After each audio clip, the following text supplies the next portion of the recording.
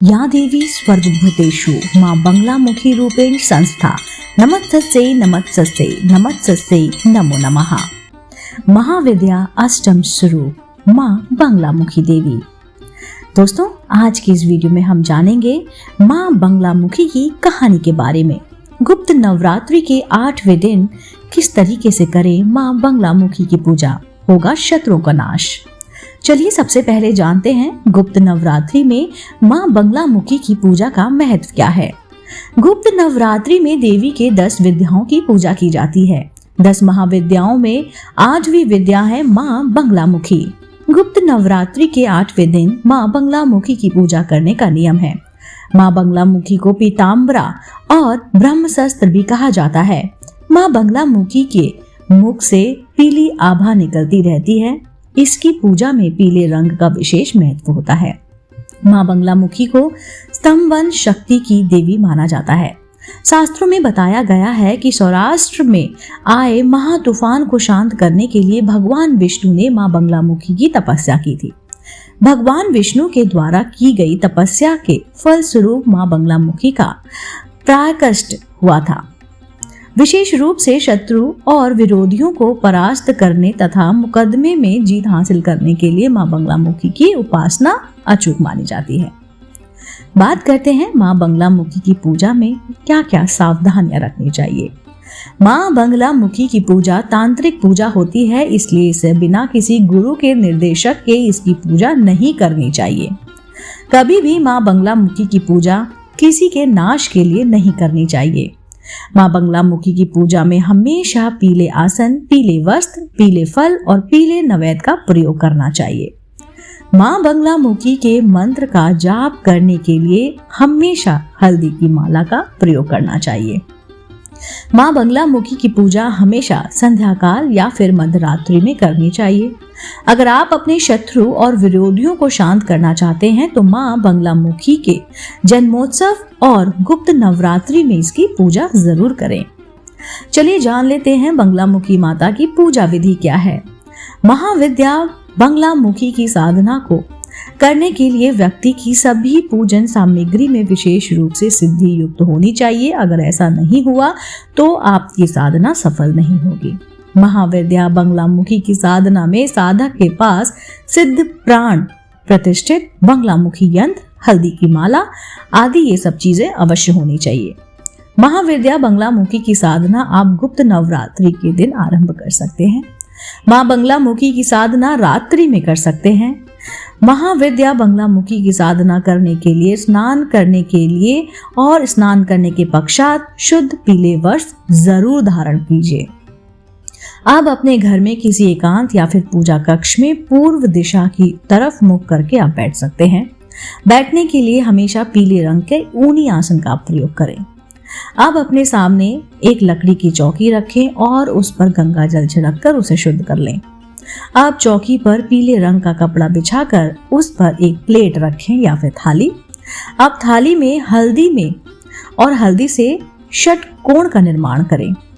अब इस षटकोण में पीली सरसों रखकर उसके ऊपर सिद्ध प्राण प्रतिष्ठ युक्त बंगलामुखी यंत्र जरूर स्थापित करें। इसके पश्चात बंगलामुखी यंत्र के समक्ष शुद्ध गाय का घी के साथ आप दीपक प्रज्वलित कर सकते हैं और बंगलामुखी यंत्र का आप पूजन कर सकते हैं। पूजन करने के पश्चात बंगलामुखी कवच का पाठ जरूर करें। माँ बंगलामुखी की साधना 11 दिनों तक की जाती है। माँ बंगलामुखी की साधना करते समय साधक को पूरी श्रद्धा और आस्था के साथ सभी नियमों का पालन अवश्य करना चाहिए। नियमित रूप से माँ बंगलामुखी के मंत्र का जाप करने से पहले जो मैंने आपको मंत्र बताया है, जो पूजा विधि बताई है, उसका आप जरूर प्रयोग कीजिए। 11 दिनों की पूजा करने के पश्चात पूजा संपन्न करने के लिए हवन अवश्य करें।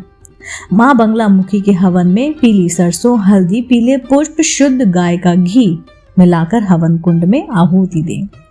हवन पूर्ण करने के पश्चात अपने घर के मंदिर में माँ बंगलामुखी यंत्र की स्थापना कर दें या फिर आप इसे अपने गले में भी धारण कर सकते हैं।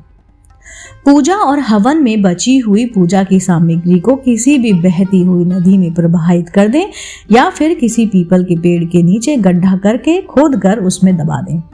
ऐसा करने से आपकी साधना पूर्ण हो जाएगी और आपके ऊपर मां बगलामुखी देवी की कृपा हमेशा बनी रहेगी। मां बगलामुखी की साधना करने से मनुष्य के जीवन की सभी समस्याएं दूर हो जाती हैं और धन प्राप्त के लिए नए नए अवसर भी मिलते हैं। मां बगलामुखी की साधना करने से साधक के सभी शत्रु समाप्त हो जाते हैं। शत्रुओं का नाश करने के लिए आप इन तरीकों से मां बगलामुखी की पूजा कर सकते हैं।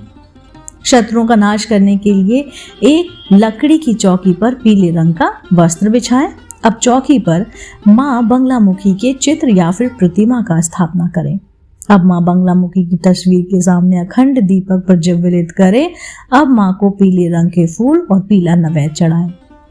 अब मां बगलामुखी से पहले भैरव मृत्युंजय की साधना करें। अब बगला कवच का पाठ करें। कवच का पाठ करने के पश्चात संकल्प लेकर मंत्र का जाप करें। मंत्र इस प्रकार है: ओम क्लीं बगलामुखी सर्वदुष्टाना वाचम दुखम पदम स्तंभ जीवा किल्य बुद्धि विनाश ह्रीं ओम स्वाहा। इस मंत्र का जाप कम से कम आप 108 बार कर सकते हैं। अनुष्ठान पूरा करने के पश्चात दशाश हवन करें। दरिद्रता दूर करने के लिए आप किस तरीके से मां की उपासना करें वो भी बताते हैं। दरिद्रता दूर करने के लिए नियमित रूप से सुबह मां बगलामुखी की आराधना करें। अब हल्दी की माला लेकर दरिद्रता नाश के मंत्र का 108 बार जाप करें। मंत्र इस प्रकार है: श्रीं ह्रीं ऐं भगवती बंगले में श्रेय देहि देहि स्वाहा। मां बगलामुखी की पूजा में सात्विकता बनाए रखें। मां बगलामुखी की कृपा पाने के लिए आप गुप्त नवरात्रि में 8वें दिन मां बगलामुखी को हल्दी की 2 गांठ अर्पित करें। अब मां बगलामुखी के सामने अपने दोनों हाथ जोड़कर अपने शत्रु और विरोधियों के शांत हो जाने की प्रार्थना करें। अब मां बगलामुखी को अर्पित की गई हल्दी की 2 गांठों में से एक गांठ अपने पास रख लें।